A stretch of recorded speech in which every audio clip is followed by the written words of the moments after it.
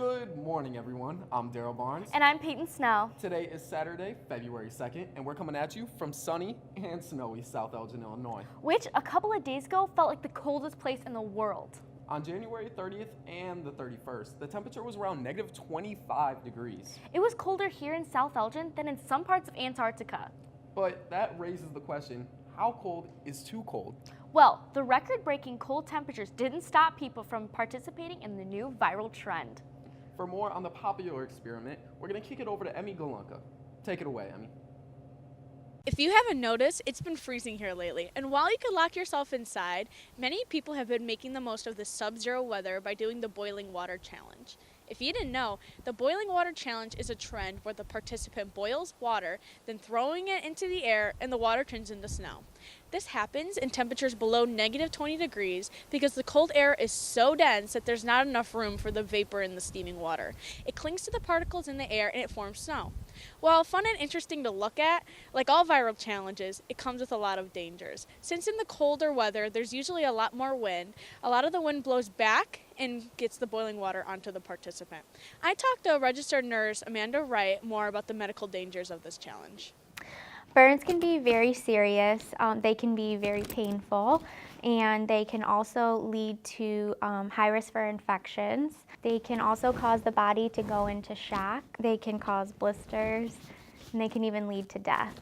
Because burns are so serious, I work at Sherman Hospital, and we don't see a lot of burns because if somebody does come in with a burn, we usually transfer them to a higher acuity facility, so like Loyola or Rush Medical Center, because they need more serious focused attention.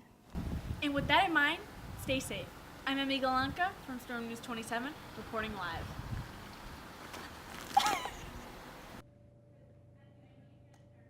Thanks, Emmi. Weather specialists recommend that people spend no longer than 10 minutes outside to avoid frostbite. I wonder how the pets are handling the cold. Well, if they're spending a whole bunch of time outside, shouldn't they be bundling up like us? Well, lucky for us, our very own PJ Spitzer is out and about trying to figure out the answer. PJ? As you can see, I'm standing in front of a dog park right now, and I'm in some pretty unbearable conditions. And there's still people out here, so the question remains, how cold is too cold? We spoke to some students about how they handle their pets with the weather. I don't walk my dogs out in the cold because it depends on the weather. If it's too cold, I won't walk the dogs, and if it's too hot, I won't walk the dogs because they get tired really easily. Well, my grandma bought them sweaters so they're nice and warm when they go outside. Don't let them outside too much because that's not good for them. They'll get too cold. And then I had the privilege to speak to Dr. Kim Nett from the Bartlett Animal Hospital about tips that people should be eager to hear. There would be exposure, there would be frostbite, hypothermia, the exact same things probably that you would think of with humans. Don't have them out for too long in the cold would be the best, the best way to do it. Just kind of take them out to the bathroom quickly and then bring them back in.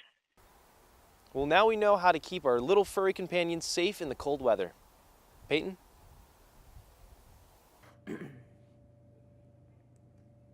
Thanks, PJ. It's unfortunate that they have to spend so much time outside in conditions like these. Well, speaking of freezing cold, imagine working at an ice cream shop in this kind of weather. Ice cream shops are still open when it's this cold outside? Well, maybe not ice cream, but our very own Adam DeGuzman is at Andy's Custard to get the inside scoop. Haha, very funny. On how this business and its workers survive in the winter weather.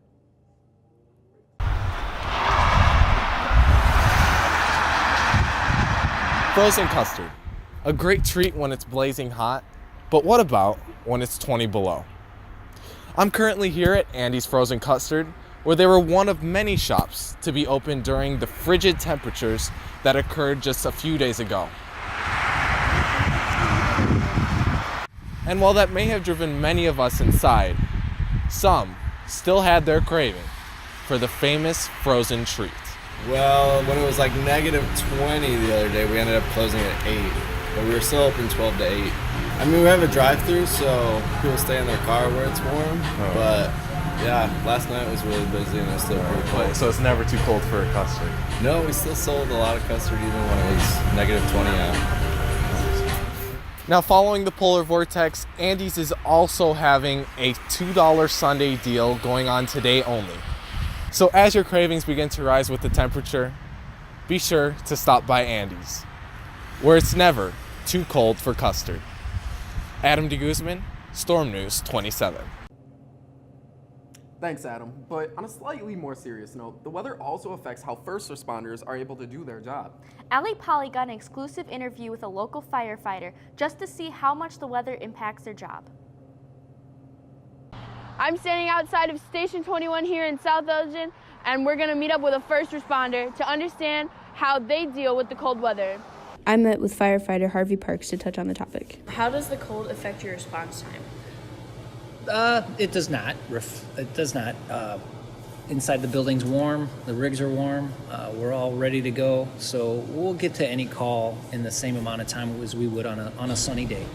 We dress warmer. We dress in layers. We have extra gloves, extra jackets, salt on the rigs. Things that the public could do to avoid some emergencies is have their faucets stripped or run just a little bit, trickling, especially if it's an outside wall that the pipe is on. Just keeping the doors open to the kitchen sink so that the house warms the pipes underneath the sink isn't enough. It's where do those pipes go, and then if they lead to an outside wall, they're gonna freeze. So they really need to keep the water running so that the pipes don't freeze, save them a lot of damage and plumbing repairs and stuff like that. But they should also keep salt with them. Always have salt. Not when it's cold, before it's cold. Have it ready. I'm Allie Polly from Storm News 27. Back to you in the studio.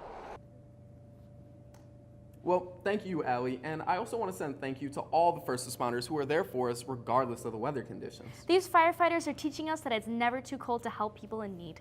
How cold is too cold depends on the person, whether it means getting custard when it's below zero or saving lives. So remember to bundle up. Both yourself and your pets. And to not burn yourself with hot water. With that being said, it's time to send you on your way. For Storm News 27, I'm Daryl Barnes. And I'm Payton Snell. And have a fantastic day.